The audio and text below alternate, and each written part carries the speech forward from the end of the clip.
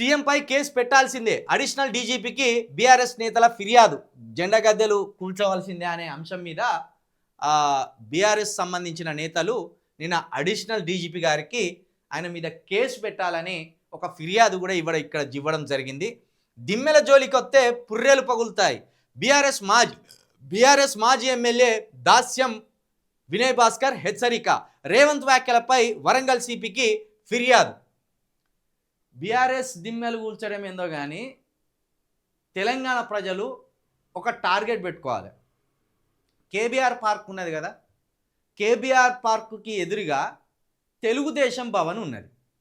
ఆ తెలుగుదేశం భవన్ని ఎప్పటికైనా తెలంగాణ ప్రజలు కూల్చివేయాలి. దాన్ని, అది మన భూమి, రాష్ట్ర రాజధాని అయిన మన భూమిలో ఆంధ్ర నాయకత్వానికి సంబంధించిన తెలుగుదేశం భవన్ అని ఉన్నదాడ.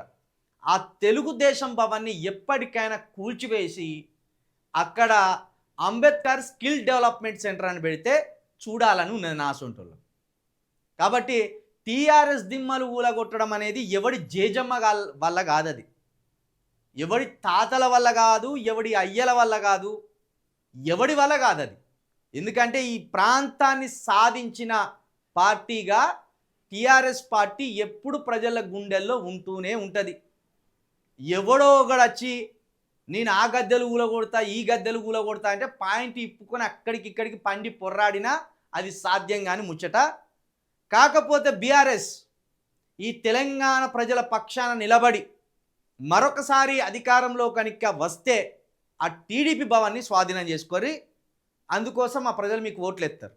ఇక్కడున్న ప్రతి ఒక్క ఆంధ్ర దోపిడీదారుని తడిమి కొట్టాలి. బతకడానికి వచ్చిన ప్రజల్ని కాకుండా ఇక్కడ అక్రమాలు అన్యాయాలు చేస్తూ అక్రమంగా సంపాదిస్తూ మన భూములు లాక్కొని మన పెట్టుబడికి సంబంధించిన పరిశ్రమలను లాక్కొని అన్నిటినీ లాక్కొని మన మీద పెత్తనం సాధించాలని చూసే ఆంధ్ర నాయకులు ఎవడున్నా వాడిని తరిమేయండి. ఆ తెలుగుదేశం భవన్ని స్వాధీనం చేసుకోండి, తప్పకుండా మిమ్మల్ని ప్రజలు హర్షిస్తారు. అవసరమైతే మీరు ఆనాడు చెప్పింది కదా, రామోజీరావు ఫిలిం సిటీని కూడా లాక్కోర్రి, పద్మాలయ స్టూడియోలను కూడా లాక్కోర్రి, ఒట్టి పుణ్యానికి నాగార్జునకు అన్నపూర్ణ స్టూడియో కింద ఒక కాడ 4 ఎకరాలు, ఒక కాడ 8 ఎకరాలు, అది కూడా లాగేయరు. తెలంగాణ రాష్ట్రంలో తెలంగాణ ఆర్టిస్టులకు అవకాశం ఉండదు. తెలంగాణ రాష్ట్రంలో తెలంగాణ ప్రాంతాలు వ్యాపారం చేసుకోవడానికి అవకాశం లేదు. తెలంగాణ ప్రాంతంలో తెలంగాణ రాజకీయ నాయకుల గద్దెలు కూలగొడతారట. రేవంత్ రెడ్డి గారు, మీరు ముందు కూలగొట్టాలనుకుంటే తెలుగుదేశం భవన్ని కూలగొట్టండి, ఖచ్చితంగా మీకు సెల్యూట్ చేస్తారు అందరూ. తెలంగాణ ప్రాంతం సాధించిన పార్టీ జెండా గద్దెలు కూలగొట్టి తెలంగాణకు వ్యతిరేకమైన పార్టీకి సంబంధించిన జెండా గద్దెలు నిలబెడతావా? ఇదా నీ ఆలోచన?